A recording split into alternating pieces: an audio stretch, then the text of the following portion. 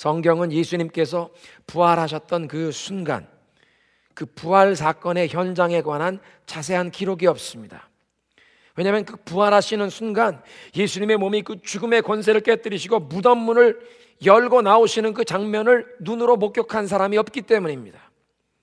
어쩌면 성경에 이렇게 부활하는 순간 그 예수님이 어떻게 부활하셨는지 자세한 기록이 없다는 것이 어떻게 보면 신약 성경이 정확하다는, 신약 성경의 진실성을, 그 부활의 역사성을 더욱 입증하는 것입니다. 예수님의 부활을 누가 조작해서 없던 얘기를 꾸며내서 만들어 쓴 얘기라고 하면 어떻게 예수님이 부활했는지 그 듣는 사람들이 믿을 법하게 그 순간을 아마 자세하게 상상해서 기록했을 것입니다. 뿐만 아니라 이 사복음서를 읽어보면요, 부활절의 사건을 기록하는데 조금씩 차이가 있습니다. 마가복음에는 한 명의 천사가 무덤에 찾아온 그 여인들을 만나 주시는데, 누가복음 24장을 보면 눈부시게 흰옷을 입은 천사 둘이, 남자 둘이 무덤에 찾아온 여인들을 만나 주었습니다. 마가복음은 천사가 한 명이라고 하고 누가복음은 천사가 둘이라고, 도대체 뭐가 맞는 겁니까?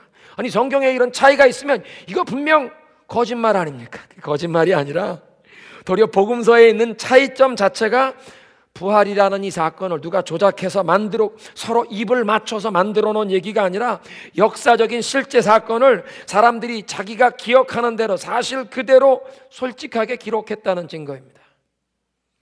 사복음서가 예수님의 그 부활 사건을 신문 기사처럼 그 사건 당시에 그 다음 날 적은 것이 아니라 예수님 부활 사건 20년, 30년 후에 기록된 것입니다. 처음에 이 예수님의 제자들은 예수님께서 부활하셨다는 그 사실을 매일매일 자기들의 삶의 현장에서 그 예수님을 만나고 예수님과 동행했기 때문에, 너무나 리얼하게 부활하신 예수님을 체험했기 때문에 구태여 예수님에 대해서 글로 남길 필요조차 느끼지도 못했습니다. 그런데 12제자 중에 한 명씩 두 명씩 순교를 당하고 직접 예수님을 따라다니던 그 제자들이 한 명씩 두 명씩 죽기 시작할 때, 그 초대교회의 1세대, 신앙 1세대들이 점점 연로해 가면서 제자들은 우리가 직접 보고 듣고 따라다니던 그 예수님에 대한 이 이야기를 글로 적어서 다음 세대에 전하기 시작한 것입니다. 그것이 사복음서가 되었습니다. 그러니까 이 사복음서는 예수님의 부활 사건 20년, 30년 뒤에 제자들이 성령의 인도하심에 따라서 과거를 회상하며 기록한 내용이기 때문에 그 사복음서의 기록에 조금씩 차이점이 있다는 것이 도리어 그 기록의 역사적인 진실성, 정통성을 얘기하는 것입니다. 그래서 사복음서는 예수님의 부활을 철저하게 증명하려고 하지 않습니다. 왜냐하면 부활하신 그 예수님 소개하고 그 예수님을 만나기만 하면 그 예수님이 어떤 분인지 알게 되는데, 구태여 살아계신 그 예수님, 누구든지 만날 수 있는 그 예수님, 어떻게 살아나셨는지 그걸 자세하게 기록하고 증명하려고 하지 않습니다. 살아계신 그분 만나면 그분 살아계시구나 알게 될 터인데 그것을 뭐하러 증명하려고 하겠습니까? 살아계셔서 오늘도 만나볼 수 있는 그분을 소개하는 것입니다. 여러분, 우리가 어떻게 예수님 부활하신 것을 믿을 수 있겠습니까? 우리가 예수님이 부활하시는 그 순간을 목격하지 못했을지라도 우리가 부활을 믿을 수가 있는데, 그것은 아침에 해가 뜨는 것을 내가 목격하지 못했어도 온 세상이 밝은 빛으로 가득 찬 것을 보면 아침에 해가 떴다고 말할 수 있는 것처럼, 예수님을 만난 사람들의 삶의 현장에서 우리가 죄사함의 확신을 얻고 그래서 마음속에 기쁨과 평안으로 살아가게 될 때에 내가 하나님의 사랑을 받는다는 그런 확신 가운데 살아가는 그런 사람들의 삶의 변화의 모습 자체가 예수님께서 부활하셨고 오늘도 살아계심을 증거하는 것인 줄로 믿으시기 바랍니다. 예수님이 부활하셨다는 것은요, 그분이 오늘도 살아계시고 원하기만 하면 우리가 만날 수 있는 분이라는 뜻입니다. 사실 주님께서 우리를 더 만나주기를 원하시는 줄로 믿으시기 바랍니다. 성경은 예수님께서 살아계셔서 우리를 만나주시고 우리의 삶에 찾아와 주기를 원하시는 분이라는 사실을 이렇게 표현합니다. 요한계시록 3장 20절에 볼지어다 내가 문 밖에 서서 문을 두드리노니 누구든지 내 음성을 듣고 그 마음의 문을 열기만 하면 내가 그 사람의 인생에 찾아오리라. 예수님께서는 오늘도 이렇게 수많은 사람들의 마음의 문을 두드리시며 우리를 만나주기를 원하십니다. 이렇게 만나서 교제를 나눌 수 있는 분이기 때문에 사도행전 2장의 그 초대교회 성도들의 모임을 보면 그곳엔 기쁨이 있었습니다. 사도행전 2장 46절인데요, 집에서 떡을 떼며 기쁨과 순전한 마음으로 음식을 먹고.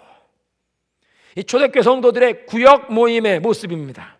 부활하신 주님이 그들 가운데 임해 있었기 때문에 그들 모임에 기쁨이 있었다는 것입니다.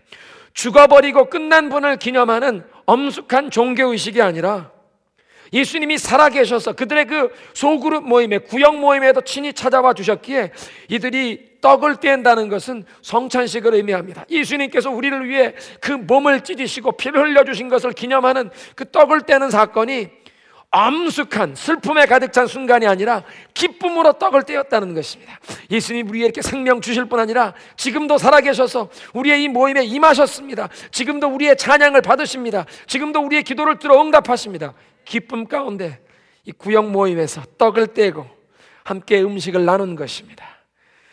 그래서 여러분, 전 한번 그렇게 축복하겠습니다. 오늘도 예수님을 만나십시오. 그분은 살아계십니다. 믿으십니까? 예수님이 살아계십니다. 오늘도 우리가 만날 수 있는 바로 그런 분이라는 것입니다. 고린도전서 15장에 사도 바울은 말했습니다.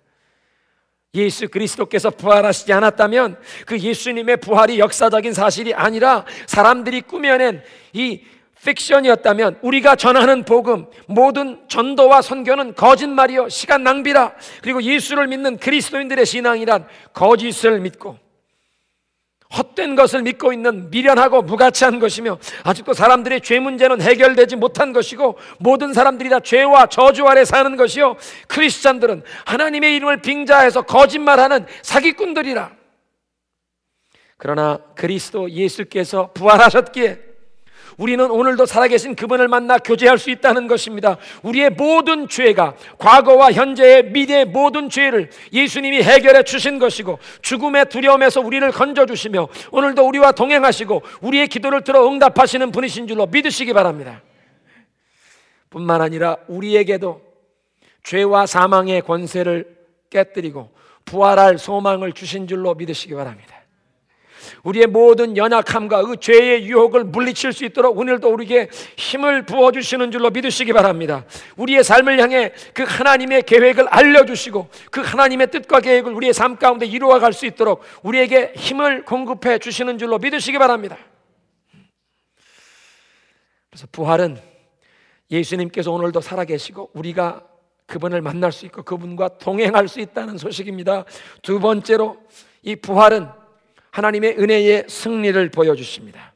부활은 사람들의 어떤 행위에도 불구하고 하나님께서 당신의 선하신 뜻을 이루어 가신다는 것을 보여주시는 사건입니다. 오늘 본문에 있는 말씀 보면 이 여인들이 십자가에서 달려 돌아가시고 이제 바위에 파둔 이 무덤에 안장된 예수님의 그 시신에 향품을 바르러 가는 모습을 보여줍니다. 이건 무슨 얘기냐면 이 여인들은 예수님이 부활하실 것을 기대하지 못했다는 것입니다. 그저 돌아가신 그 예수님, 그러나 자기들이 마음에 그렇게 사랑하고 사모하던 그분 돌아가신 뒤에라도 그 육신의 그 시체에라도 향품을 바르려고 무덤을 향해 가고 있었다는 것입니다. 예수님을 깊이 사랑했지만 내가 죽은 지 3일 만에 다시 부활하리라고 말씀하셨던 그 말씀을 저들이 믿지 못했다는 것입니다. 여러분, 사실 그 여인들이 어떻게 부활하시겠다는 그 말씀을 믿을 수가 있었겠습니까? 나사로가 죽었을 때에는 그 죽은 나사로를 살려낼 수 있는 능력을 가지신 예수님이 계셨지만 지금 그 능력을 행하시는 예수님, 그분이 바로 무참히 십자가에서 달려 돌아가셨는데 그분을 누가 살려낸다는 말입니까? 예수님을 따르던 제자들이나 예수님을 사랑하던 그 갈릴리 출신의 여인들 중에서 그 누구도 예수님께서 부활할 것을 기대하고 부활하겠다고 하신 말씀을 믿은 사람들이 없다는 것입니다. 그런데 사람들의 이런 의심과 불신앙에도 불구하고 부활을 기대하지 못했음에도 불구하고 예수님 부활하셨다는 것입니다. 두 번째는 여인들이 그 예수님을 향해 찾아가지만 무덤을 막는 큰 돌이 있었습니다. 예수님이 살아나셔도 그 무덤에서 나오지 못하게 막는 큰 돌이 있었다는 것입니다. 어떤 사람들은 그런 얘기합니다. 죽은 사람이 어떻게 살아나나, 십자가에서 실신했다가 깨어나서 나온 것이라. 불가능한 얘기입니다. 그렇게 채찍질을 맞고 십자가에 6시간 매달려서 그 피를 다 흘린 사람, 옆구리를 창에 찔려서 물과 피를 다 쏟은 사람이 설상 정말 절명되지 않았다고 할지라도 70파운드나 되는 이 알로에 가루와 이런 모든 것을 섞어서 그렇게 해서 염을 해서 안장을 시켰다면 아마 그 염한 것 때문에라도 질식사했을 것입니다. 근데 질식사를 안 하고 살아났어도 그렇게 간신히 살아난 사람이 그 돌을 무슨 힘으로 밀어내고 살아나온단 말입니까? 세 번째는 무덤 앞을 지키는 로마 군병들이 있었습니다. 제자들도 예수님이 부활할 것을 믿지 못했고 무덤 앞을 막아놓은 큰 돌이 있었고 로마의 군병들이 16명의 군병들이 사교대로 거기에서 불침번을 서며 그 무덤 앞을 지키고 있었지만 예수님의 부활을 막지 못한 줄로 믿으시기 바랍니다.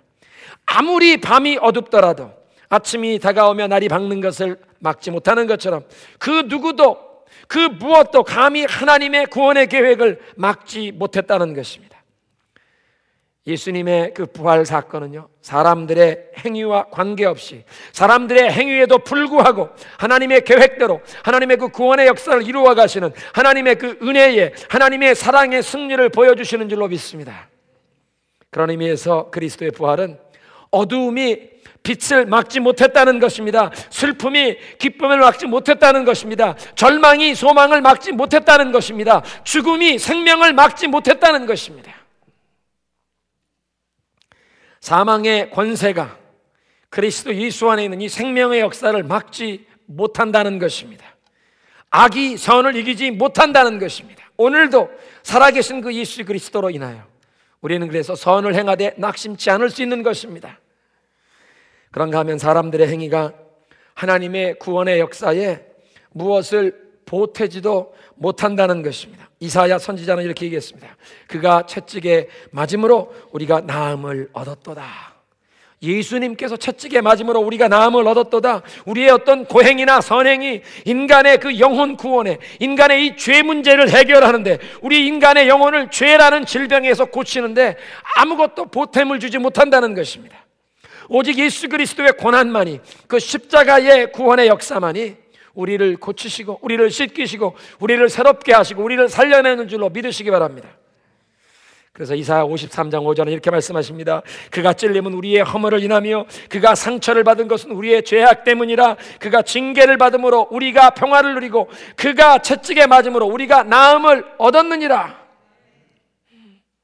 이 구절은 하나님의 구원하시는 능력이 예수 그리스도의 그 십자가를 통해서, 그 십자가의 고난을 통해서 우리에게 임한다는 것입니다. 예수님의 부활 사건은 하나님의 그 구원하시는 역사가 우리 인간들의 저항에도 불구하고, 인간들의 그 불신앙에도 불구하고 하나님의 그 뜻대로, 계획대로 이루어져 감을 보여주신 것입니다. 하나님의 은혜의 승리입니다. 뿐만 아니라 그래서 이 그리스도의 부활의 사건은 우리에게 은혜, 모든 것을 다 이루었다, 끝났다 선언하신 하나님의 은혜를 보여주십니다. 그래서 은혜는 done, 다 이루었도다. 이 세상의 모든 율법의 종교는 do, 이렇게 하라 요구하지만 하나님의 그 은혜의 복음은 우리에게 얘기합니다. 예수 그리스도께서 다 이루셨느니라. 이미 다 이루어 놓으셨느니라.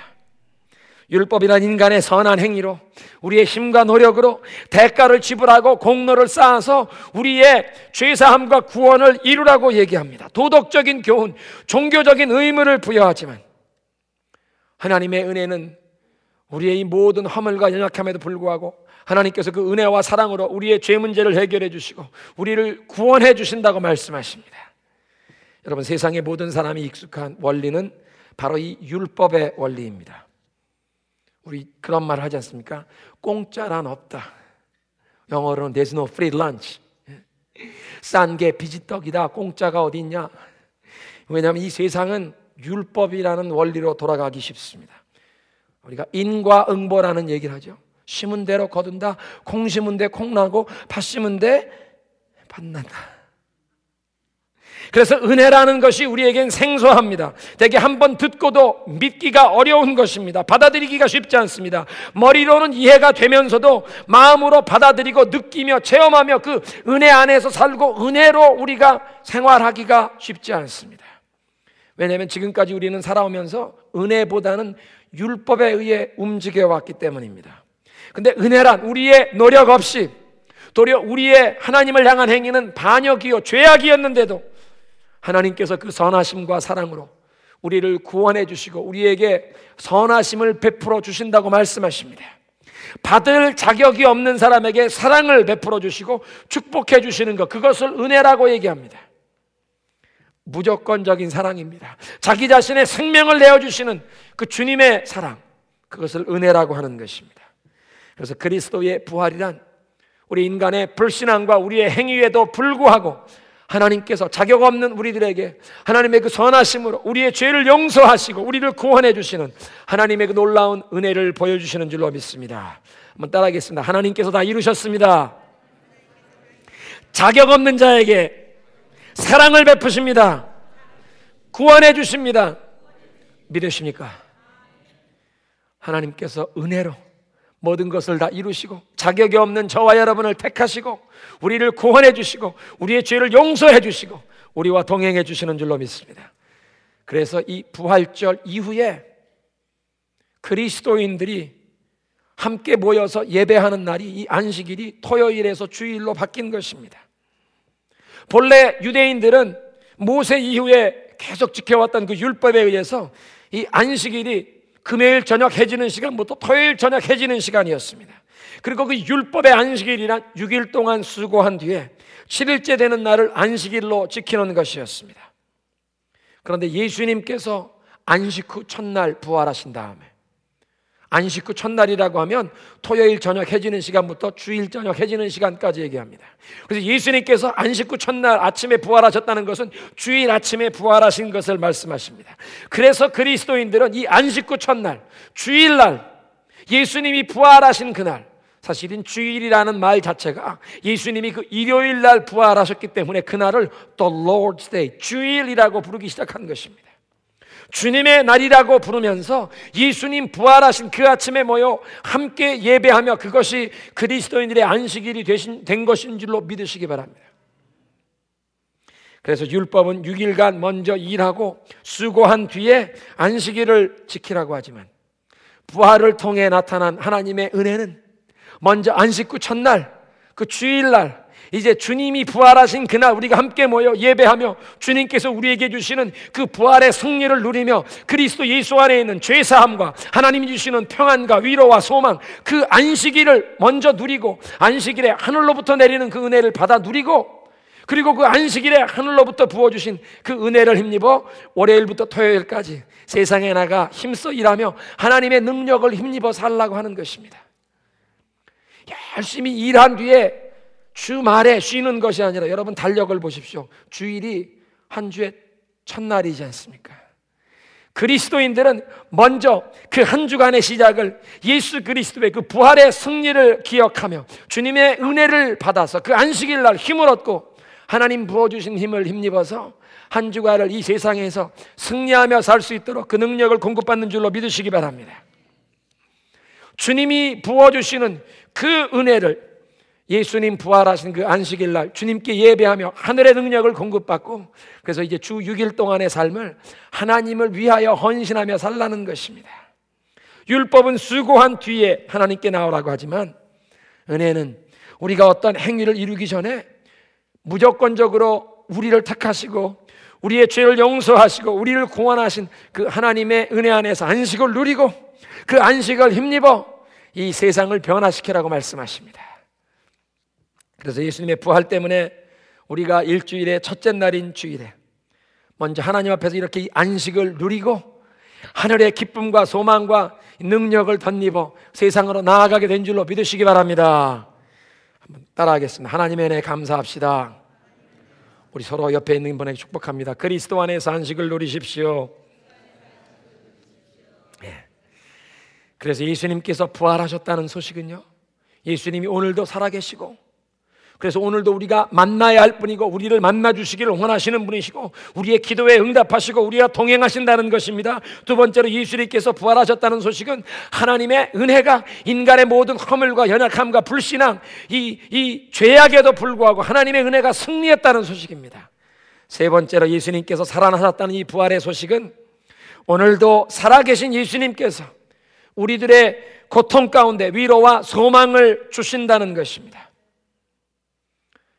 여러분, 우리 주변에 이 중병에 시달리는 분들이 계십니다. 고통 가운데 있는 분들이 계십니다.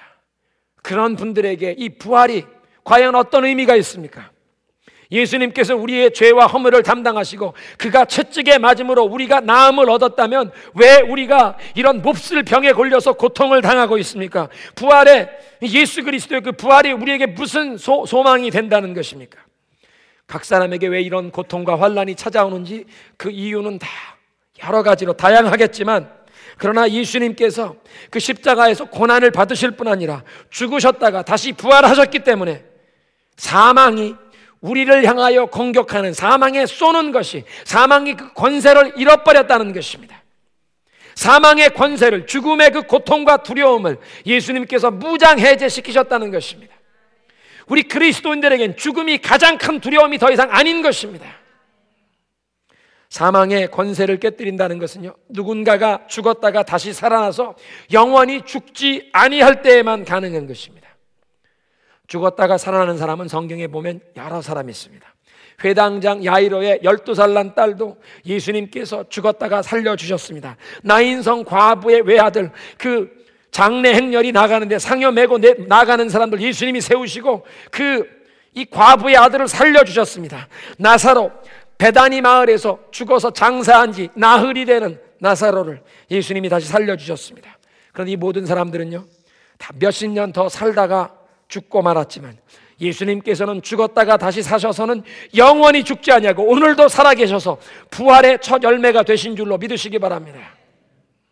이렇게 부활의 첫 열매가 되신 예수님은 죽음을 벗어날 수 없고 죽음 때문에 이 삶이 완전히 끝나버린다는 이 절망과 두려움에 사로잡혀 사는 인간들을 죽음의 고통과 두려움에서 우리를 영원히 해방해 주시는 분이신 줄로 믿으시기 바랍니다. 뿐만 아니라 부활하신 예수님께서는 우리와 항상 함께 동행해 주신다고 약속하셨습니다.